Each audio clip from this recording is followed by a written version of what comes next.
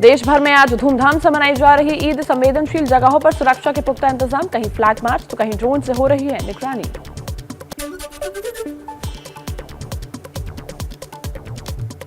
PM Modi ने tweet कर दी ईद की शुभकामनाएं। लिखा, ईद उल फितर की हार्दिक शुभकामनाएं। ये शुभ अवसर समाज में एकता और भाईचारा बढ़ाए, सभी के अच्छे स्वास्थ्य और समृद्धि की कामना। आज अक्षय तृतीया का त्योहार, देश भर में अक्षय तृतीया और परशुराम जयंती मनाई जाएगी। राज ठाकरे की पार्टी एमएनएस ने वीएचपी और बजरंग दल के साथ आज अक्षय तृतीया पर होने वाली महाआरती का फैसला वापस लिया। कहा, ईद भी है, किसी भी त्योहार में बाधा डालना नहीं चाहते। जोधपुर में जोरी बाजार में जुमे की नमाज के लाउडस्पीकर लगाने पर सियासत। सतीश पुनिया ने एबीपी न्यूज से कहा, रामनवमी और नववर्ष पर डीजे पर प्रतिबंध, लेकिन नमाज के लिए 100 लाउडस्पीकर। सरकार का दोहरा चेहरा आया सामने।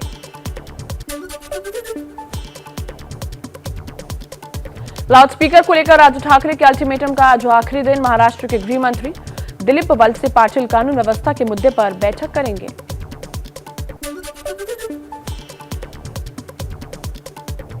महाराष्ट्र की सांसद नवनीत राणा और उनके विधायक पति की जमानत पर कल आएगा फैसला। मुंबई की सेशंस कोर्ट ने फैसला सुरक्षित रखा। धार्मिक भावनाएं भड़काने के आरोप में भायखला जेल में बंद हैं। नवनीत राजद्रोह की धारा भी है लगी।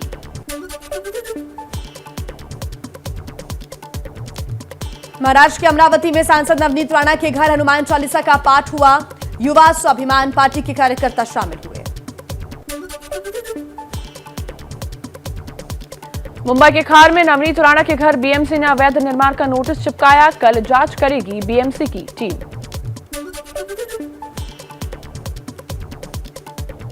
खतरे में झारखंड के सीएम हेमंत सोरेन की विधायकी। मुख्यमंत्री रहते हुए खनन पट्टा और औद्योगिक जमीन अपने नाम करने के आरोप पर चुनाव आयोग ने नोटिस भेजा। पूछा, कार्रवाई क्यों न हो। चुनाव आयोग की नोटिस को लेकर बीजेपी ने हेमंत सोरेन पर साधा निशाना। कहा, मुख्यमंत्री की विधायकी खतरे में है। आने वाले दिनों में झारखंड में होगी राजनीतिक उथल पुथल। यूपी के सीएम योगी आदित्यनाथ का आज से 3 दिन का उत्तराखंड दौरा। अपने पैतृक गांव में गृह महंत अवैधनाथ की प्रतिमा का अनावरण करेंगे। जनसभा को भी करेंगे संबोधित। केंद्रीय गृह मंत्री अमित शाह का कर्नाटक दौरा। आज बेंगलुरु में कई परियोजनाओं का उद्घाटन और शिलान्यास करेंगे। दिल्ली में बीजेपी अध्यक्ष जेपी नड्डा के घर कर्नाटक को लेकर हुई बैठक। गृह मंत्री अमित शाह, नितिन गडकरी, राजनाथ सिंह और बीएल संतोष हुए शामिल। गुजरात कांग्रेस के कार्यकारी अध्यक्ष हार्दिक पटेल ने अपने ट्विटर बायो से कांग्रेस का नाम हटाया। पार्टी से नाराज है हार्दिक पटेल।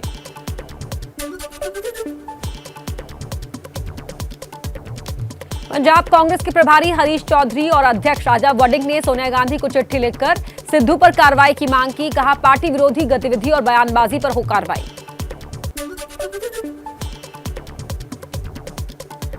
पंजाब में वादे पूरा करने में जुटी भगवंत मान सरकार। 26,000 से ज्यादा भर्तियों, घर घर राशन और 1 एमएलए 1 पेंशन पर कैबिनेट की मुहर।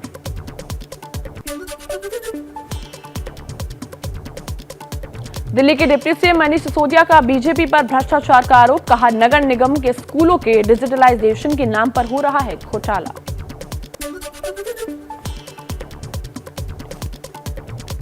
राजनीतिक रणनीतिकार प्रशांत किशोर ने दिए नए पार्टी बनाने के संकेत। कहा, असली मालिक जनता के पास जाने का वक्त, जन सुराज के लिए आगे बढ़ना है। नई पार्टी बनाने के प्रशांत किशोर के इशारे पर गरमाए बिहार की राजनीति। सभी राजनीतिक दलों ने ली चुटकी। बीजेपी बोली, अभी तक मेवा खाते आए हैं, राजनीति में सेवा करना होता है। बिहार में पहले मेवा खाते थे, पूरे देश में राजनीतिक पार्टियों में घूम घूम के आपने मेवा खाया है। बिहार में आकर के पहले सेवा कीजिए। रणनीतिकार वो बेहतर है, लेकिन जनता के दिलों को, जनता का समर्थन हासिल करने के लिए अभी उनको साबित करना पड़ेगा।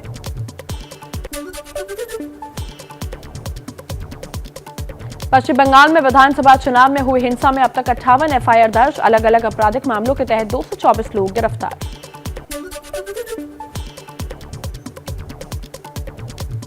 असम कोर्ट से गुजरात के निर्दलीय विधायक जिग्नेश मेवाड़ी को बड़ी राहत। कोर्ट ने एफआईआर को बताया फर्जी। रिहाई के बाद मेवाड़ी का बड़ा बयान, बोले फ्लावर नहीं फायर हैं। 1 जून से गुजरात में करेंगे प्रदर्शन। यूरोप दौरे पर पहले दिन बर्लिन में पीएम मोदी और जर्मन चांसलर ओलाफ स्कॉल्स के बीच राउंड टेबल बैठक हुई। बैठक से पहले मोदी को गार्ड ऑफ ऑनर दिया गया।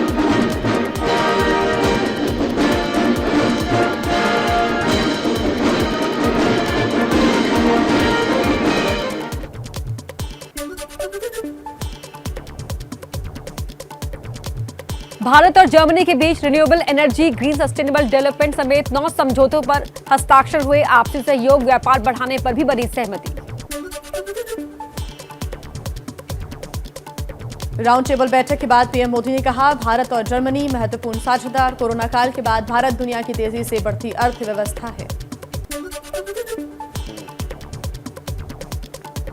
रूस यूक्रेन युद्ध पर पीएम मोदी का बयान, कहा जंग में किसी की जीत नहीं होगी, सभी का नुकसान होगा। जंग से तेल के दाम बढ़े, खाद्य की कमी हुई। भारत शांति का पक्षधर है, तुरंत युद्ध विराम होना चाहिए। इस युद्ध में कोई विजयी पार्टी नहीं होगी, सभी को नुकसान होगा।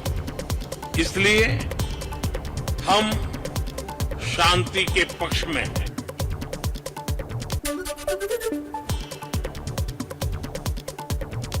जर्मनी के चांसलर ओलाफ शोल्ज ने भी कहा, रूस के राष्ट्रपति पुतिन जल्द युद्ध खत्म करे, सीमाएं बढ़ाकर युद्ध नहीं जीत सकते।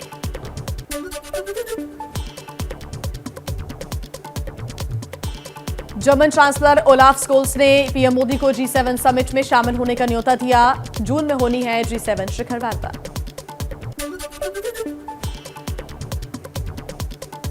पीएम मोदी ने बर्लिन में भारतीय समुदाय को संबोधित किया। बोले, आज भारत को पता है कब जाना है और कहां तक जाना है।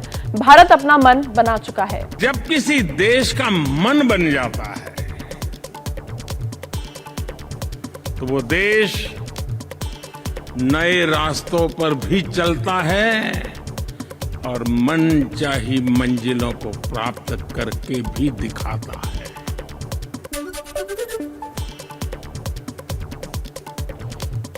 पीएम मोदी ने कहा, भारत हर क्षेत्र में तेजी से आगे बढ़ रहा है। रिफॉर्म के लिए राजनीतिक इच्छा शक्ति चाहिए। वही दफ्तर, वही मशीनरी, वही फाइलें हैं, लेकिन नतीजे बेहतर मिल रहे हैं। हम देश के लोगों के जीवन से सरकार का दबाव भी हटा रहे हैं और सरकार का बेवजह का दखल भी समाप्त कर रहे हैं। हम रिफॉर्म करते हुए देश को ट्रांसफॉर्म कर रहे हैं।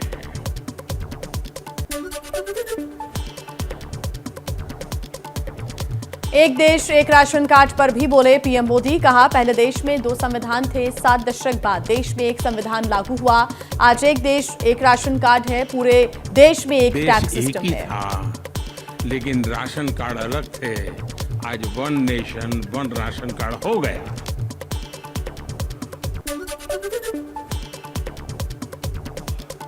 पीएम मोदी का इशारों में कांग्रेस पर निशाना। कहा, पहले कौन सा पंजा था जो 85 पैसे घिस लेता था। हमने डीबीटी के जरिए 22 लाख करोड़ जनता तक सीधे कौन सा पंजा था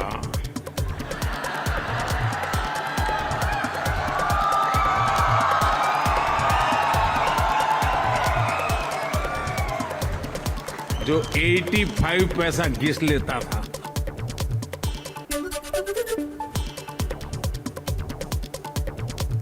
प्रधानमंत्री मोदी ने गेहूं की कमी का भी मुद्दा उठाया। कहा, दुनिया गेहूं की कमी से जूझ रही है। भारत का किसान दुनिया का पेट भरने के लिए आगे आया। भारत समाधान के साथ आता है, ये मैंने नहीं, 130 करोड़ भारतीयों ने किया। गेहूं की कमी का सामना दुनिया कर रही है। फूड सिक्योरिटी के लेकर के दुनिया में बड़े बड़े देश चिंतित है। उस समय हिंदुस्तान का किसान दुनिया का पेट भरने के लिए आगे आ रहा है।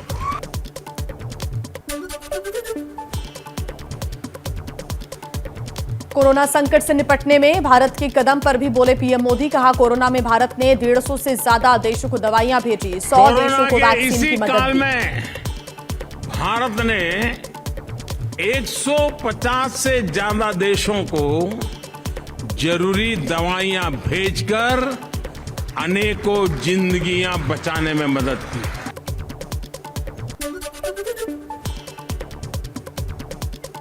बर्लिन में भारतीय समुदाय ने प्रधानमंत्री मोदी के सामने लगाए 2024 मोदी वंस मोर के नारे। मोदी है तो मुमकिन है कि भी लगे नारे।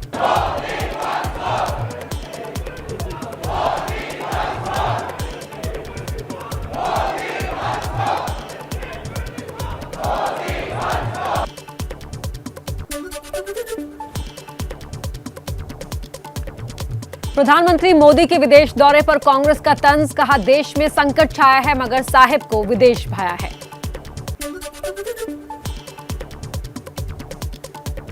गर्मी में बिजली संकट को लेकर एक्शन में सरकार। गृह मंत्री अमित शाह की ऊर्जा कोयला मंत्रालय के अधिकारियों के साथ बैठक। रेल मंत्री भी इस बैठक में शामिल हुए।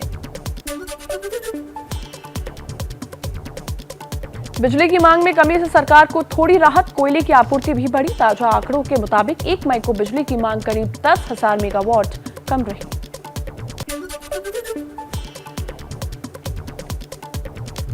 हरियाणा के गुरुग्राम में बिजली संकट से परेशान कारोबारी, पावर कट से फैक्ट्री के कामकाज पर असर, संचालक परेशान, कारोबारियों को नुकसान।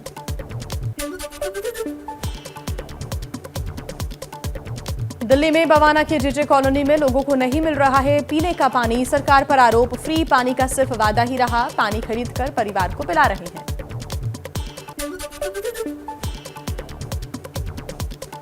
भयंकर गर्मी में दिल्ली में गहराया पीने के पानी का संकट। चिल्ला गांव में घंटों लाइन में लगाने के बाद मिल रहा है पानी।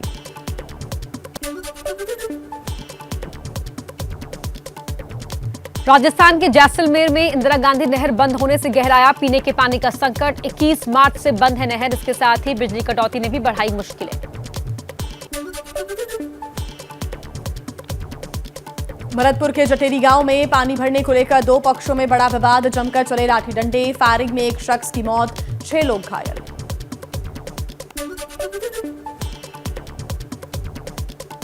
मध्य प्रदेश की राजधानी भोपाल के बाणगंगा में पानी की किल्लत से लोग परेशान। स्थानीय लोगों के साथ कांग्रेस ने किया मटका फोड़ प्रदर्शन।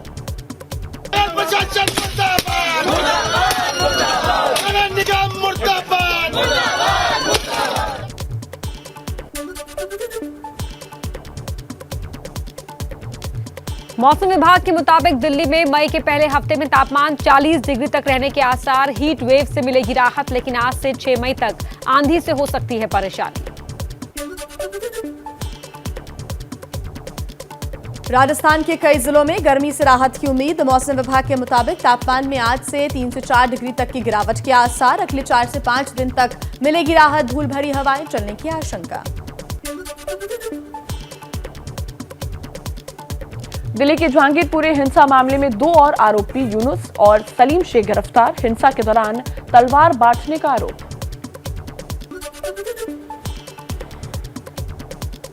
पीएनबी घोटाले के आरोपी मेहुल चोकसी पर सीबीआई ने 22 करोड़ की धोखाधड़ी का एक और केस दर्ज किया। सरकारी कंपनी आईएफसीआई से धोखाधड़ी का आरोप।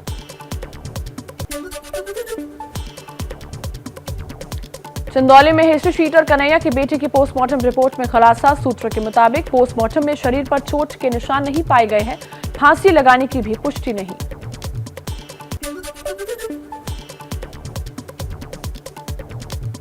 चंदौली में गैंगस्टर की बेटी की संदिग्ध मौत पर घिरी यूपी पुलिस। समाजवादी पार्टी ने सरकार पर बोला हमला। अखिलेश यादव ने कहा जानबूझकर पुलिस ने मारा छापा। यूपी सरकार ने की कार्रवाई की बात।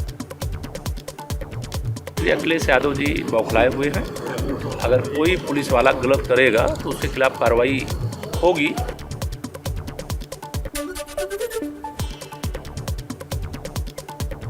यूपी के भदोही में पुलिस की बड़ी कार्रवाई। एक कार से 70 किलो गांजा किया बरामद। मौके से गैंग के सरगना पंकज दुबे समेत 3 गिरफ्तार।